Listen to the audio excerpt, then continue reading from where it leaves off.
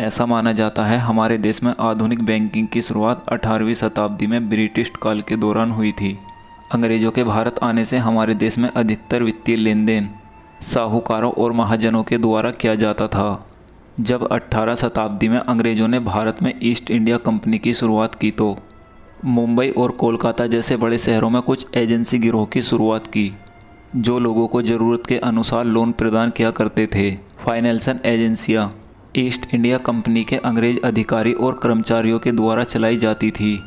भारत में अंग्रेज़ों की यूरोपीय बैंकिंग की व्यवस्था के आधार पर सन 1770 में बैंक ऑफ हिंदुस्तान की स्थापना की गई, लेकिन यह बैंक बिगड़ते आर्थिक हालात के कारण सन 1830 में बंद हो गया।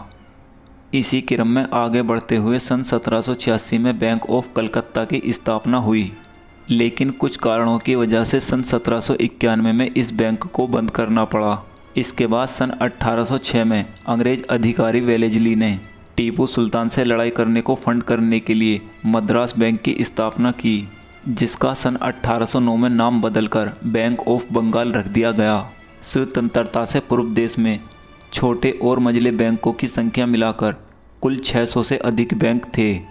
इसी तरह देश के कुछ अन्य बड़े बैंक 1865 में इलाहाबाद बैंक, 1854 में पंजाब नेशनल बैंक, 1906 में बैंक ऑफ इंडिया, 1908 में बैंक ऑफ बड़ौदा और 1911 में सेंट्रल बैंक ऑफ इंडिया की स्थापना हुई।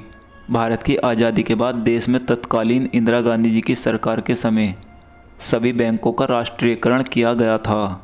बैंकों के राष्ट्रीयकरण के प्रथम चरण में कुल 14 बड़े बैंकों का राष्ट्रीयकरण किया गया। यह राष्ट्रीयकरण बैंकों के विस्तार, समेकन और कर्मचारियों की वेतन विधि को लेकर किया गया था।